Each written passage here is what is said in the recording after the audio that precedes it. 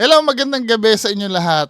Bago lahat, no, yung magre-request sa akin ng video, sabihin nyo naman ako na, kasi ang dami ko na-shoutout nung sa una, nag-reshoot uli ako kasi yung katulad ni shoutout, sino ba yung nag-request sa akin? Si Sir Jorland Kaintik. Yung sinend sa aking video, may YouTube tayo nun eh. Maku-community guidelines tayo na. Nag-send kasi siya ng yung pating na nilalapa yung tao. Hindi pwede sa YouTube yung mga ganon. Although na hindi naman pinapakita na na kinakain yung tao, pero masyadong traumatic yung video. 'Di ba? Shoutout Sir Jorland Kaintik. At shoutout pala kay Sir MJ Pascual. Sir MJ Pascual, hello. Sabi niya, idol pa shoutout uli sa next vids mo. Ang huling pa shoutout ko sa'yo, idol, nung 2 or 3 months yung anak ko. Kaya pa shoutout po ulit kay Baby Maxine na 10 months na. Congratulations. 10 months na daw. At sa asawa ko na si Mary Jane. Ba't iba yung unang asawa na kinuwento mo sa akin, sir? Joke lang! Ma'am Mary Jane at sa MJ Audio Mini Sounds from Santa Maria, Bulacan. Thank you. Sabi ni Sir MJ. Ano to? Yung parang nagre-rent sa'yo ng sound system? MJ Audio Mini Sounds from Santa Maria, Bulacan. Santa Maria, Bulacan, wala ka bang alam na location dyan? Joke lang. Pero kung meron kang alam, PM mo ako. Yun na, yung magre-request ng video, bawal yung masyadong bugbog sarado, tapos yung nilalapa ng pating, wag mga ganon. Yung may sinasaksak, wag ganon. Yung mga lang, tamang paranormal lang, or yung nagba-viral na issue lang, mga ganon lang, ha? Next video, ito ay pinadala ni... Sino nagpadala nito?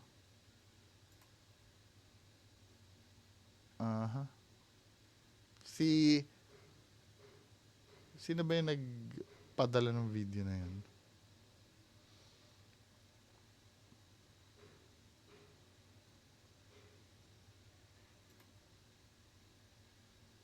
Or kung sino man yun, sorry, hindi ko na nahanap. So, ito yung sa Laperal.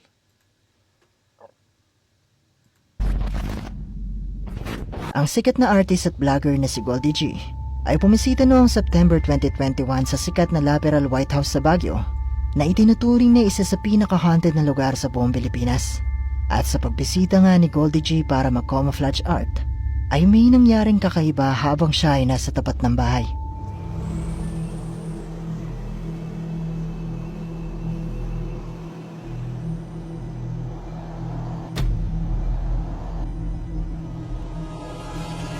Gumalaw yung yung buhok. Makikita sa bidyong ito na bigla na lang gumalaw ang buhok ni Goldie na mistulang may humawi dito. Nakapansin-pansing ikinagulat niya dahil wala namang tao sa kanyang likuran at hindi naman malakas. Pero knowing Goldie G kasi,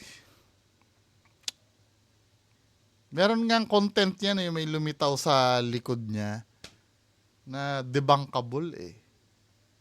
May ginagawa to si Goldie G na hindi Unang-una, sure ba kayo na walang tao sa likod niyan? Okay sana kung ganitong shot, nakikita mo yung kahit yung buong katawan, o hindi na whole body kasi hindi naman makikita yung art niya kung hindi whole body eh. Pero hindi ako knowing the history of Goldie G. Ito kasi naging din to, parang ni apprentice yata ni Sir Ed.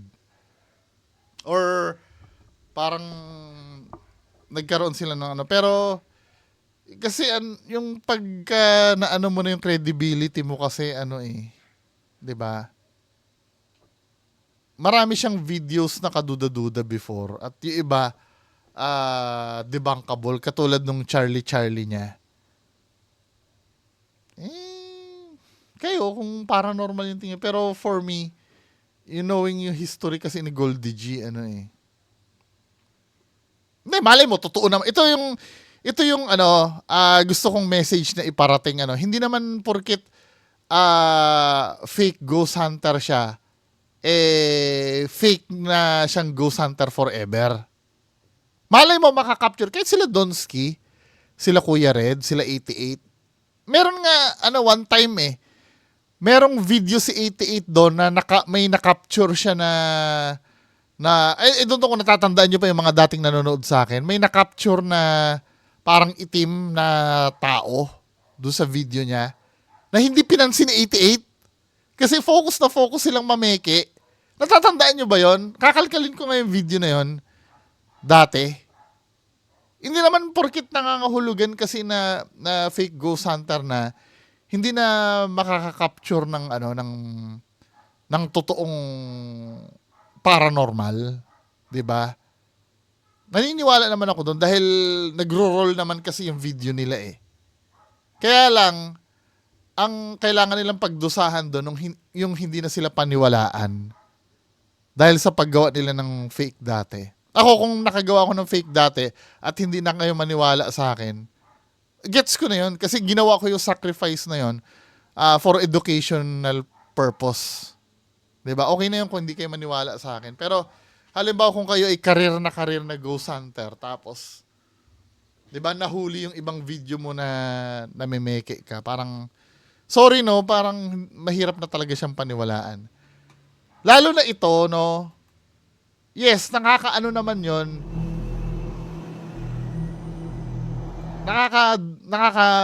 Habang siya ay nasa tapat ng bahay. Nakakabilib naman kung totoong nangyari yon. Kasi binibreak niya yung law ng physics Oh.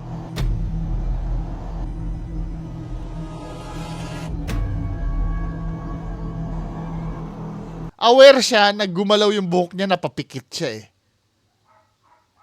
Kaya lang, ba't parang hindi naging big deal sa kanya yon? No?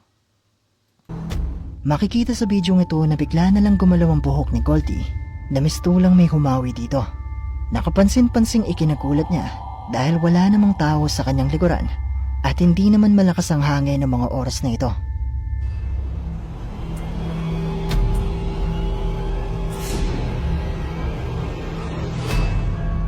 Matapos ito sa pagsakay ni Goldie ng taxi pauwi, nakaramdam siya na parang may mainit sa kanyang likuran. At nang silipin nila ito, tumambat sa kanila ang mga makakabang kalmot sa kanyang likuran. Tapos ito, yung kalmot niya, reachable ito ng kamay niya Pwede niyang ganunin Parang naalala yung kagat ni si Reborn daw, kinagat daw ng aswang.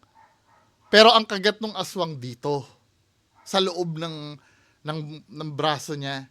Maintindihan ko kung dito Pwede mo kasi salagin yung aswang Pero dito sa loob, pwede mo kasing kagatin yun Katulad na itong scratch mark niya daw, reachable kasi ng kamay yan Diba? Pwedeng ikaw yung gumawa niyan sa'yo Okay lang sana, maintindihan ko kung sa gitna ng likod niya. Pero malay mo, ginawa naman talaga ng multo yan, Pero reachable Kaya niyang abutin Di ba?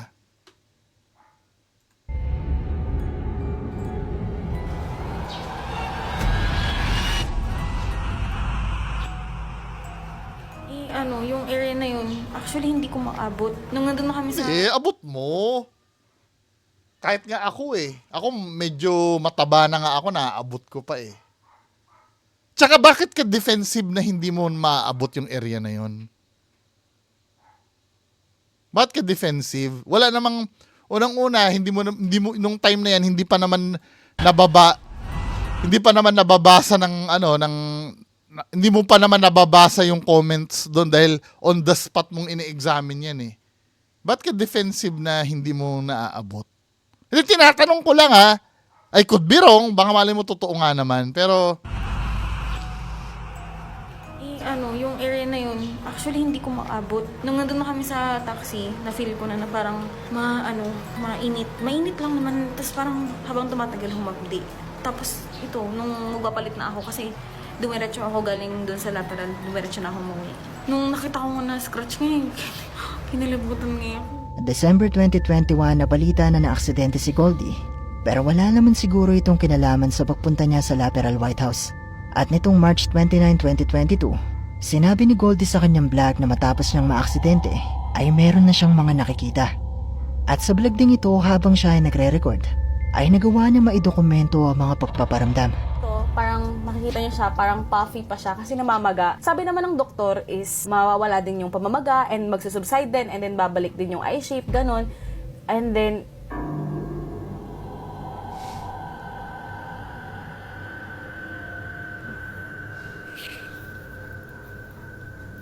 What happened? Ito ang problem pagka panoorin niyo yung hanapin niyo yung Bungo TV tapos Goldie G na mga debunk videos ko dito.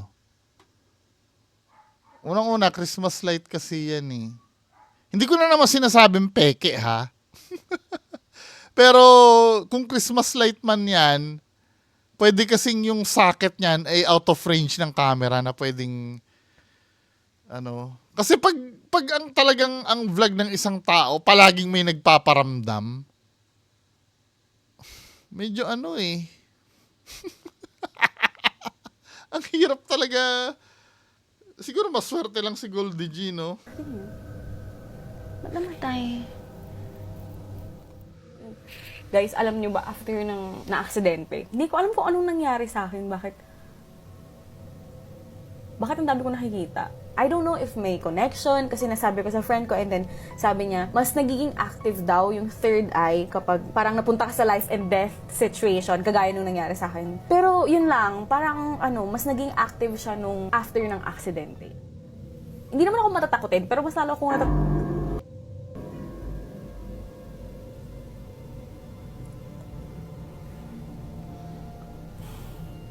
Hindi ko alam kung pundido na ba. Oh my gosh.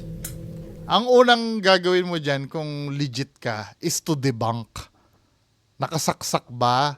Or may sumasaksak dun sa Christmas light? Pero kahit na i-debunk niya yan, kung talagang umaalis yung nagsasaksak sa Christmas light, di ba? Ayoko na lang pansinin. Wag na lang nating pansinin. Hindi. Kung i-assume mo na paranormal yan, i-investigate mo yan. Hindi pwede yung wag pansinin. Kasi paranormal na yan eh. Every time na may paranormal kang mararanasan, ang natural reaction ng isang totoo at legit na ghost hunter, i-debunk yun. Kasi doon magi-start na evidence yun pagka nung time na yun, hindi mo na ma-debunk kung paano nangyari. O let's say, halimbawa, putol na yung wire niyan, there's no way na bubukas yung ilaw niyan, di ba? Siguro yan pundido kasi kabibili ko lang. And mag-ingat kayo pag mag-outline kayo kasi doon nakasalalay yung overall na itsura ng artwork. Oh, tingnan nyo. Gino-joke time tayo. may naman, kumikinang-kinang na naman siya. Kanina wala. Ayan nyo na yan. Tapos na tayo dito. Tingnan nyo. Umiilaw na naman. Parang Di ba pag ganyan na palaging nangyayari ngayon, hindi mo na i-check kung nakasaksak po o hindi. Masyado namang... iilaw. Anyway, forward na natin, Parang ganyan. Yung kahit na lang pinapansin. Kung sakaling mas papansinin mo.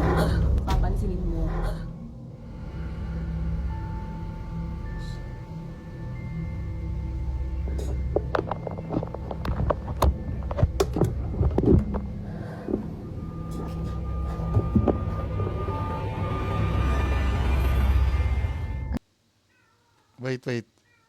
Ito yung nakita ko, no? Pero hindi doon sa upuan ako umano eh. Hindi ako sa upuan nakapokus eh. Di ba yung Christmas light niya umiilaw? Nung ginalaw niya yung camera niya,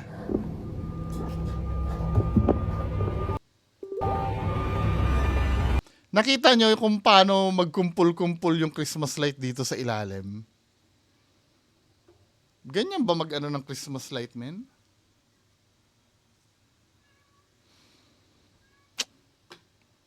Goldie G naman eh.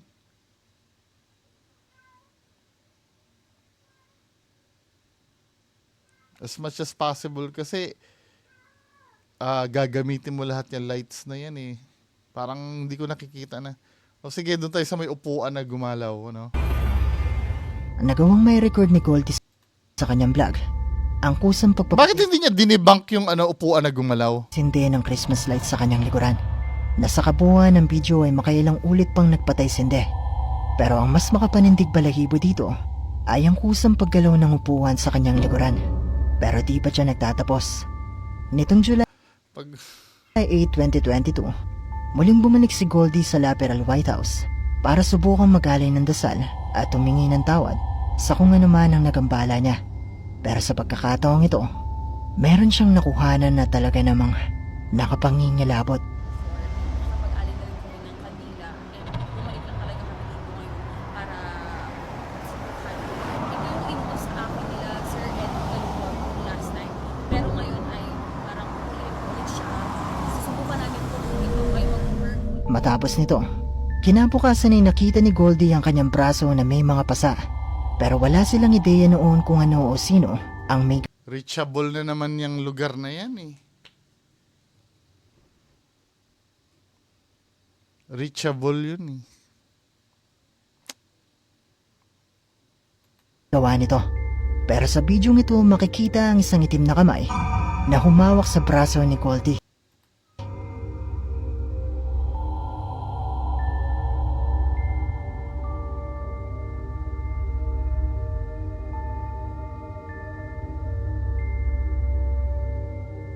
Imposibleng hindi niya naramdaman yung gumalaw yung kamay niya eh.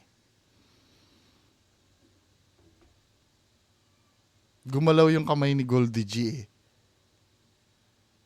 Ewan. For me, Ano nga kaya ang may gawa ng mga pasa ni Goldie? Ito nga kaya ang espiritu o entity na posibleng nagambala niya at ngayon ay sumusunod sa may kanya. pressure eh. Imposibleng hindi mo maramdaman yan eh. Nagtataka ka, yung buhok na pwedeng hindi mo maramdaman, naramdaman mo. Pero yung hinawakan kang ganyan na gumalaw yung kamay mo, anyway, nasa sa kanya na yan, kung mabigay niya. Kasi sobrang dami, too good to be true yung nangyayari eh. Kayo, bahala kayo, no? Hindi ko pinipigilan yung paniniwala nyo. Pero kung naniniwala kayo, hindi okay lang naman. 'Di ba? Wala namang problema doon.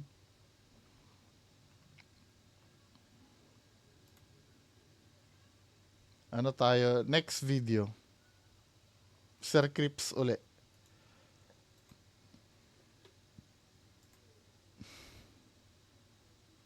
Ang Japanese ghost hunters na sina Tomo at Hiro Ay, ayoko niya. Gusto ko yung Pinoy. Japanese, ayoko na. Or kasi Japanese well-known. Yung kay Goldie G din.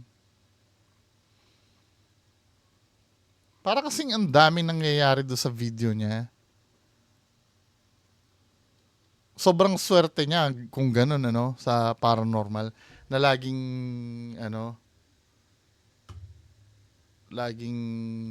nangyayari pag nakaharap yung camera. Kasi kung nangyari na hindi nakaharap ang camera, hindi, malay mo, hindi niya lang kinikwento, na may nangyari sa kanya hindi nakaharap ng camera. Ano pa naman? Kayo, bahala kayo, Medyo pagod lang ako. Itutuloy pa ba natin yung sa White Lady? Sige na nga, pasadahan natin ito. Pero na ko na to na-debunk ko na ito before. Sige, i-revisit nga natin yung White Lady na angkas na yan.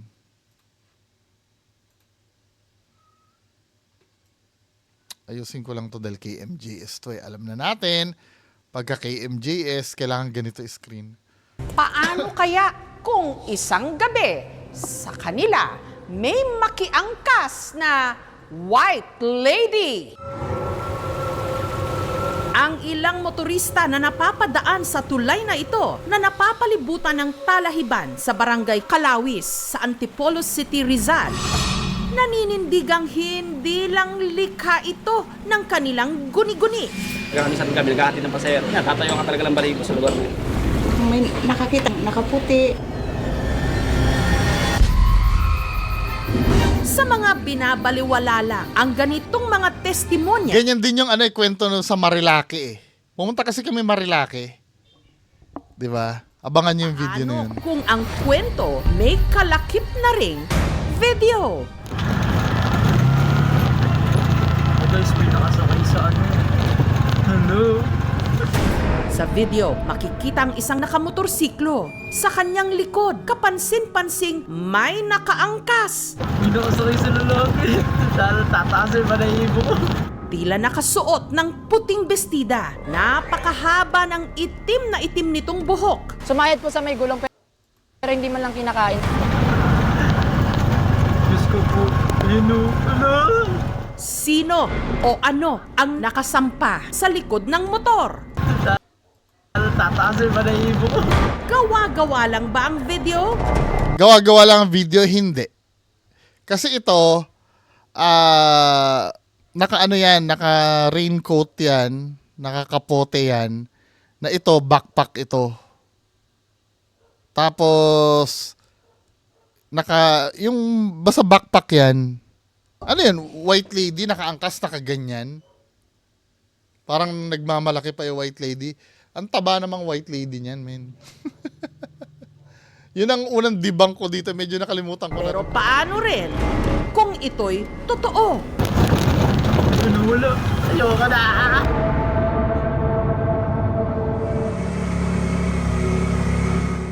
Ang may kuha ng video, ang tricycle driver na si Christian.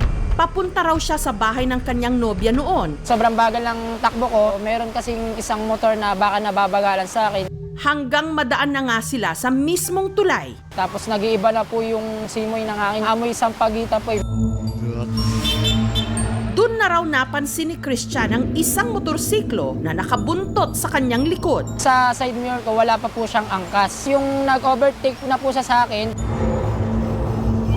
meron na po siyang angkas. Hindi, wait. Ang sabi niya, Siyang angkas. Yung nag-overtake, Doon na raw napansin ni Christian ang isang motorsiklo na nakabuntot sa kanyang likod. sa side mirror ko, wala pa po siyang angkas. paano makita yun? Ang makikita mo sa side mirror mo, yung harap niya. 'Di ba? Yung nag-overtake na po siya sa akin, Or pwede rin kasi, talagang wala naman talaga siyang angkas. Naka-backpack at kapote lang yung rider. meron na po siyang angkas. Babae po. Parang nakaharap po siya sa akin. Wala po siyang kamay. Nagtayuan yung balahibo ko.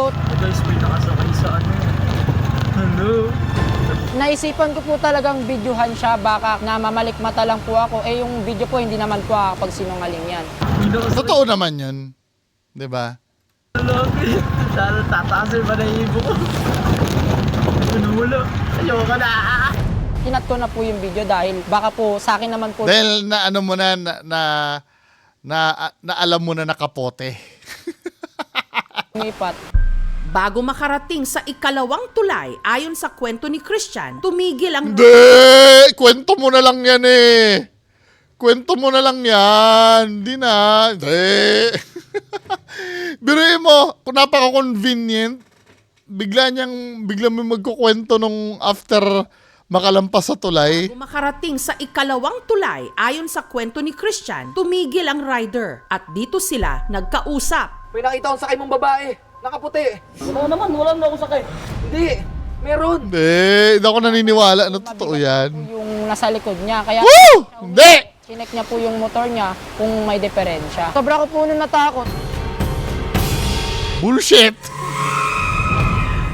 At hindi nag-iisa si Christian na may kakatuwang karanasan sa tulay.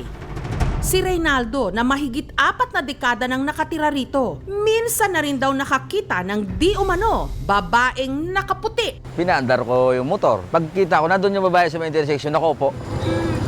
Hindi ko makita yung mukha niya. Tapos nakaloga yung buhok, parang puti siya na mahaba hanggang sa paa. Binilisan ko, pero nakalingon ako sa likod ng motor ko. Inano ko, baka sumakay din sa likod.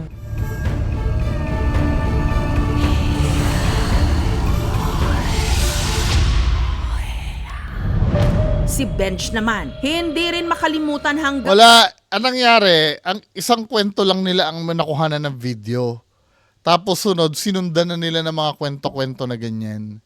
Na kwento lang talaga. yun ang nangyari nung minsang nasiraan siya ng motor sa tulay. Dilim po sir, wala po kasing ilaw.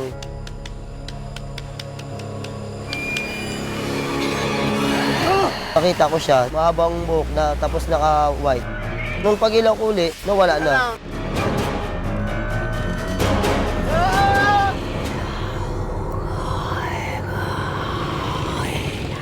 Ang mga residente, kanya-kanya tuloy haka-haka sa di umano nagpapakita sa tulay. May mga patay daw na tinatapon dito. Parang gusto lang siya maalala. Pero may iba ring nagdududa Confirmation bias! sa video ni Christian. Lakas ng tama mo, matulog ka na. Nice content. Halata namang scripted. Tapos tumatawa. Mga nagsasabi kung gawa-gawa ko lang po yung video na. Hindi naman. Nagkataon lang na meron kang nakasabay na naka-backpack na nakakapote. Sila na po bahala kung anong gusto nilang iparating. Basta yung ano pong na-experience ko ngayon, yun po talaga yung nakita ko at yung alam ko sa sarili ko na yun yung totoo po. Ayoko na.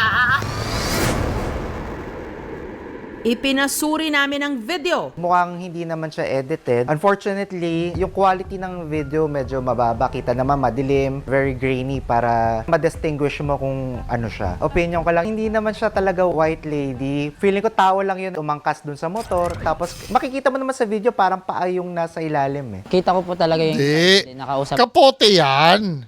Tsaka backpack. ko rin po siya. Sabi ko sa kanya, meron pong nakasakay O, sino yon? Wala, kwento mo na lang yan eh. Kwento mo na lang yan. Wala naman daw po. Pag umangkas ka po sa motor, tapos napakahaba po ng desk mo, siyempre, sasayad po yun sa gulong, kakainin po yun ng kadena. Tumatawa po ako sa video yun kasi nga po, hindi ko na din po yung alam yung gagawin ko, baka totoo po talaga yung nakita ko. Sa tingin ko po, white lady po siya. Ayoko na. Kinatatakutan man ngayon ang Anyway, mga kababayan ko, yun na yung ano natin, 30 minutes na ako eh. So, magandang gabi sa inyo lahat, mga kababayan ko. Yan lang po muna, no. Inaantok pa ako eh. Tulog muna tayo, mga kababayan ko. Magandang gabi sa inyo lahat. Bye-bye.